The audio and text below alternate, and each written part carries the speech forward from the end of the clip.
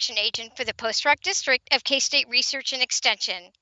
Well, I know that farm families and producers are gearing up and are really busy out in the fields with soybean and corn harvest. It's well underway in most parts of here in north central Kansas.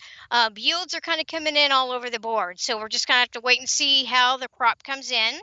But it won't be long and producers will be out there drilling their 2021 wheat crop. So I wanted to jump on here and give you some information about planting dates. You know, the majority of our wheat up here in north central Kansas is planted behind soybeans. And for this year, the soybeans are maturing just a little bit earlier than maybe we have been in the last couple years because of the limited moisture that we didn't receive or that we did receive in the last month or so. So you might be tempted to plant wheat just a little bit earlier just because of what's happened the last couple of years. So the most asked question that I get about this time is, well, when is the right time to plant the wheat crop? Well, you know, I don't really want to say it depends, but sometimes it does because it depends on your situation too. As I mentioned, a lot of the wheat is planted after soybeans. So it kind of depends on when you can get that soybean crop off and how many acres of wheat that you have to plant. So if you could just hold off just a little bit and just just wait a little bit, and you'll probably be better off. And after I provide you with this information, hopefully you'll know why. So we're going to start with some recommended planting dates. And we have a map of Kansas here that we're going to show you. And it divides the state into 4 different planting zones. Okay. And it's 1 to 4. And it stretches from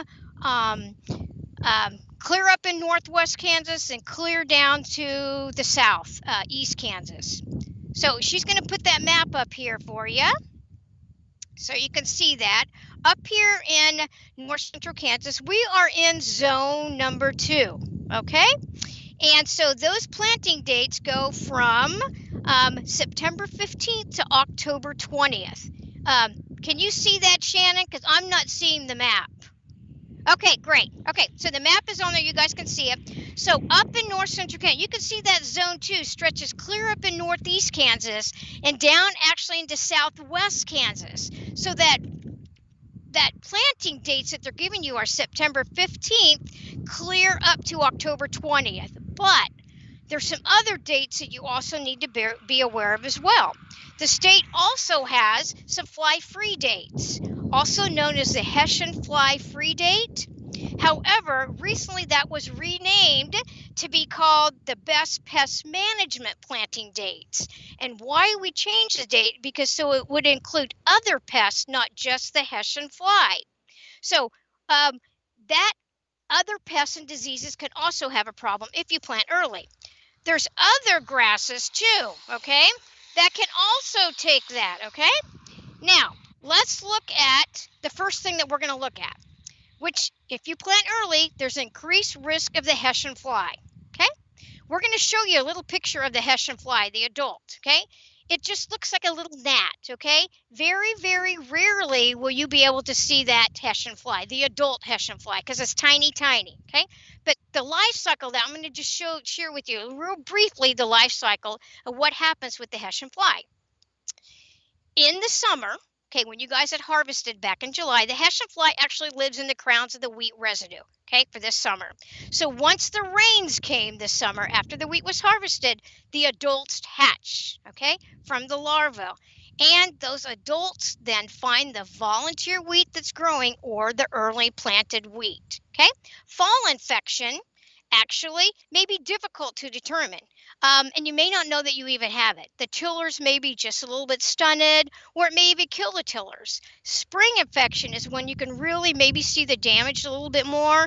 It may even break the stems. It may even kill the stems. When you may notice that you have in spring infection of Hessian Fly is when you can see patches or parts of the field that there'll be white heads in it. And by that time, by you see the damage, it's too late to do anything about it.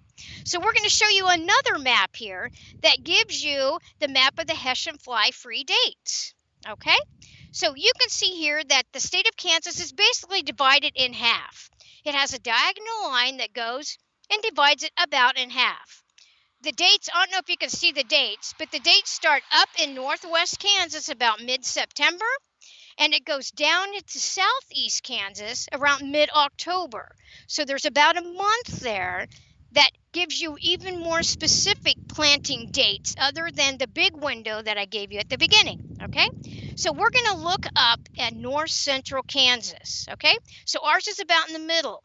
If you notice those dates in north central, it goes from around September 29th to October 4th. So that's about another week yet that we really recommend that you plant wheat if at all possible. Okay, more specifically in the Post-Rock District, September 29th is for Smith and Jewell County, and Lincoln County is October 4th. Okay, Mitchell and Osborne is in between those dates. Okay, so that kind of gives you an idea. The range, more specifically targeted to escape the Hessian fly, is September 29th to October 4th. But there's some other pests that date works well too. That's why they renamed the date to Best Pest Management Date. Okay, another one we're going to move to, if you plant early that you have a risk of or increased risk, is wheat streak mosaic. You may be more familiar with the wheat streak mosaic. Maybe shows you some symptoms that could show up. So you may be more familiar with the wheat streak mosaic virus. It can turn the plants yellow, it can stunt them, and it almost gets like a mosaic color, and that's where it gets its name. So how is a wheat streak mosaic spread? Well, it's spread by an insect, okay? Just like the Hessian fly, okay? So it's called an insect, the wheat curl mite, okay? And it prefers volunteer wheat. If you remember, volunteer wheat is one of the weeds that you really need to control in order to stop the spread of wheat streak mosaic, okay? That's why it's so important to at least kill that volunteer wheat 2 weeks prior to when you plant your wheat, okay? Why we say 2 weeks is because that breaks the green bridge or the food supply for that wheat curl mite, and it dies before your new wheat is planted.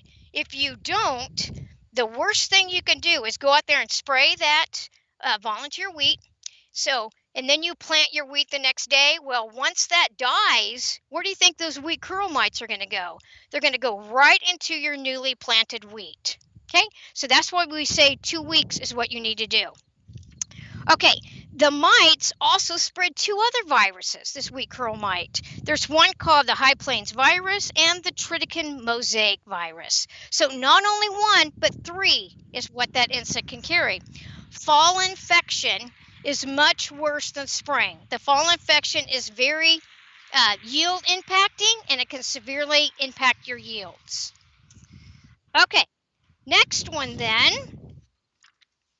Oh, there's other grasses, actually, and weeds that can also be a host for the wheat curl mite, not just wheat, okay? Other ones might be your jointed goat grass, and that's kind of a cousin or a family of wheat, so very close. Grassy sandburrs, your CRP grasses, your foxtail, and even downy brome, okay? But the preferred host for the wheat curl mite is volunteer wheat.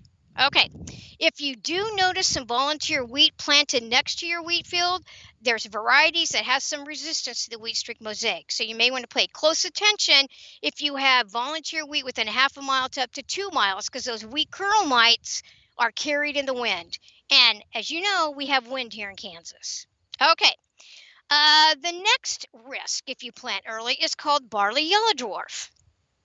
And we have a picture here for you that kind of shows some symptoms if your wheat happens to be infected with barley yellow dwarf. It's some purple and yellow leaf tips that can show up, and it can either be in the fall or the spring as well. And yes, insects also carry that virus. It can be spread by many different aphids, but predominantly green bugs, and especially the bird cherry oat aphid. That's a long name for an insect, but it has 4 words, bird cherry oat aphid. Okay, like I said, fall or spring infection. Generally, this doesn't have the yield impacting as the wheat streak mosaic, but it could. It just depends on when it gets infected.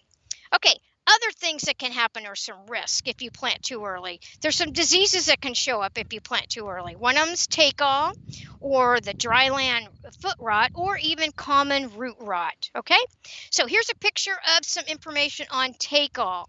And it may be that these diseases usually show up worse in early planted wheat. And you might ask why. Well, the plant, as you know, would have more growth. Okay, and maybe at this time you're not going to, or Mother Nature doesn't cooperate with us and it doesn't get the moisture that it needs, so it's going to become stressed.